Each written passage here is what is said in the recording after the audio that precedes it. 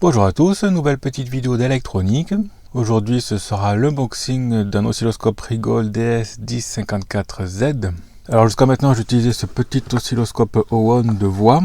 J'en étais plutôt content en fait, en plus la copie USB fonctionne bien, hein. Quand on appuie là sur copie ça transfère direct, voilà. Par contre il y avait un problème, c'est qu'il n'y a pas de bouton single, donc il faut aller dans les menus pour le faire déclencher si on veut faire un seul déclenchement. Ça c'est un peu pénible parce que quand je développe en fait j'aime bien faire des singles pour essayer de repérer les signaux, tout ça. Donc ça c'était pas vraiment pratique, ça marchait pas bien. Et puis il y avait un problème aussi de trigger inversé qui fonctionnait pas aussi, j'avais fait une vidéo là-dessus.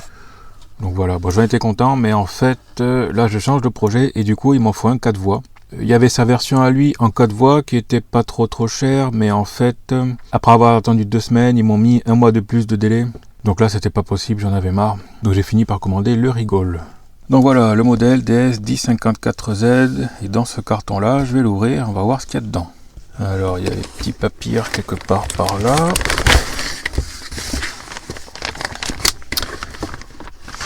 Fourni avec 4 sondes, ben déjà ça c'est pas mal.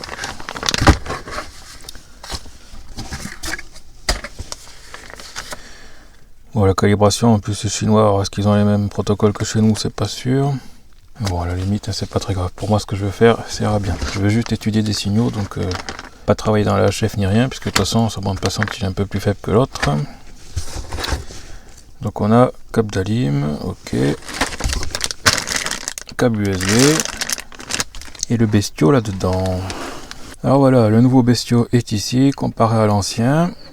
Bon, c'est pas la même marque bien sûr, donc il y a toujours alimentation, une prise réseau, alors peut-être qu'on peut le piloter, voir le graphe même sur le réseau, je sais pas, la reprogrammation par USB ou pilotage par PC, je sais pas trop en fait. Et puis bien plus de boutons de réglage, donc déjà quand on est dans les menus il doit y avoir pas mal de monde. Moi ce que je repère surtout c'est, bon, dans ce cas là, le single, ce que j'expliquais tout à l'heure, ça je m'en sers beaucoup. C'est un plus que non pas les One.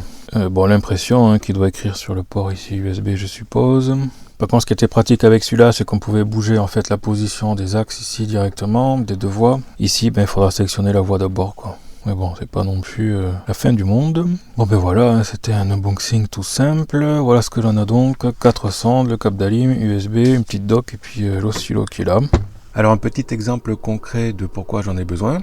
Ici, je suis en train de bricoler un système de pilotage triphasé pour essayer de piloter un moteur brushless. Et du coup, j'avais besoin de générer des signaux déphasés de 120 degrés. Et donc, je peux régler l'ordre en fait pour pouvoir changer l'ordre des phases pour tourner dans un sens ou dans l'autre. Donc, avec un oscillo 4 voies, on peut bien visualiser les 3 phases. Mais avec un 2 voies, ce serait pas possible, quoi. Ce serait vraiment très compliqué à fabriquer. Donc là, c'est juste un Arduino que je programmais pour pouvoir me générer ces signaux-là. Et avec un oscillo 2 voies, j'aurais pas pu, quoi. Clairement, c'est vraiment compliqué. Donc là, je vous montre brièvement, même si j'en parlerai ça normalement dans une autre vidéo. Je peux jouer sur la fréquence ici. Et puis sur la largeur d'impulsion qui est là. Voilà, c'est un petit bricolage du moment. Et ça, si j'enlève une voie, par exemple... Hop, bah là ce serait compliqué quoi. Essayer d'arriver à programmer ça comme ça, ce serait super compliqué quoi. Parce que du coup justement je vois que 2 pistes et sans la troisième, il faudrait que je débranche, rebranche pour vérifier qu'en fait la largeur d'impulsion corresponde bien dans les 3 cas, tout ça, ce serait super compliqué. Alors que là on voit bien que j'ai direct tous les signaux. Voilà, donc ça c'est un exemple. Hein. Il y en aurait d'autres hein, pour des liaisons SPI par exemple, une liaison série synchrone. Et quand on veut vérifier tous les signaux, puisqu'il y a plusieurs signaux en parallèle, bah avec un 2 voies c'est pareil, ce serait compliqué. On peut pas avoir le chip select, le clock, data in, data out, le tout en même temps, c'est sur un 2 voies c'est pas possible. Donc là avec un petit oscillo comme ça, c'est nickel. Bon, par contre c'est vrai que c'est plus cher, hein.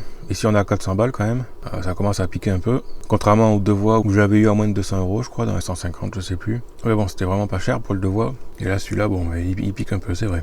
Par contre c'est bien plus confortable pour programmer des petites choses comme ça. Voilà pour cette petite vidéo.